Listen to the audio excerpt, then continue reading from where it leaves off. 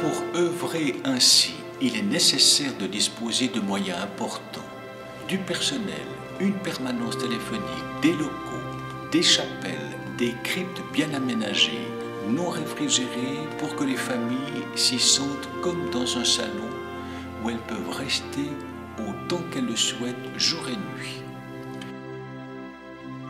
Nous disposons de tels locaux en nombre suffisant pour pouvoir répondre aux demandes parfois nombreuses qui nous sont adressées en une seule journée. Il en va de même pour les véhicules mortuaires, car nous tenons à ce que chaque défunt puisse toujours être transporté séparément.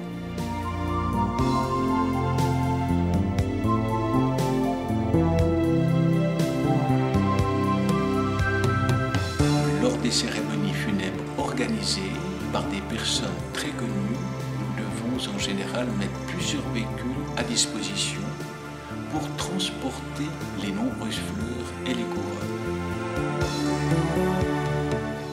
Nous assurons également ce que nous appelons les soins de conservation en chapelle ou à domicile. Ceux-ci se pratiquent au moyen de particules de glace carbonique. Nous mettons à la disposition des familles, selon leurs besoins, des lieux et du matériel adéquat pour la cérémonie religieuse.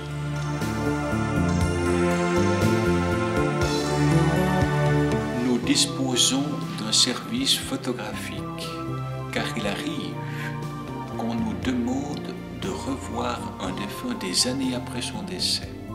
Certaines personnes parviennent par ce moyen à achever ce qui était inachevé jusqu'ici.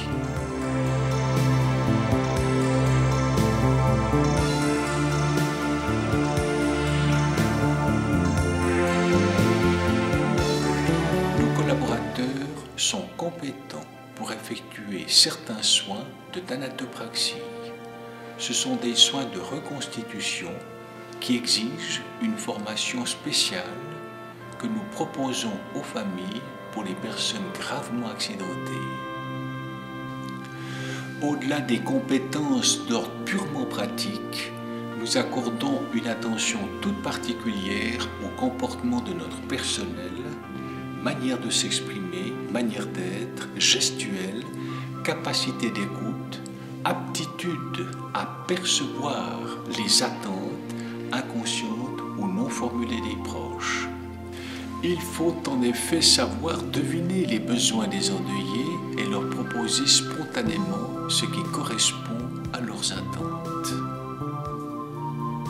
La personne endeuillée, si elle se sent en confiance, peut exprimer tout ce qu'elle a sur le cœur, parfois nous amener à changer une disposition qui a été prise. Par exemple, renoncer à mettre des cendres au jardin de souvenirs parce qu'on préfère les voir dispersés dans la nature ou tout simplement les disperser au lac, sur une montagne ou dans un lieu que la personne décédée aimait. Pour accomplir une tâche aussi délicate, nos collaborateurs font appel à leur qualité naturelle, mais sont aussi soigneusement formés à cet effet. Les moyens dont nous disposons, l'expérience et les compétences que nous avons acquises sont ainsi mises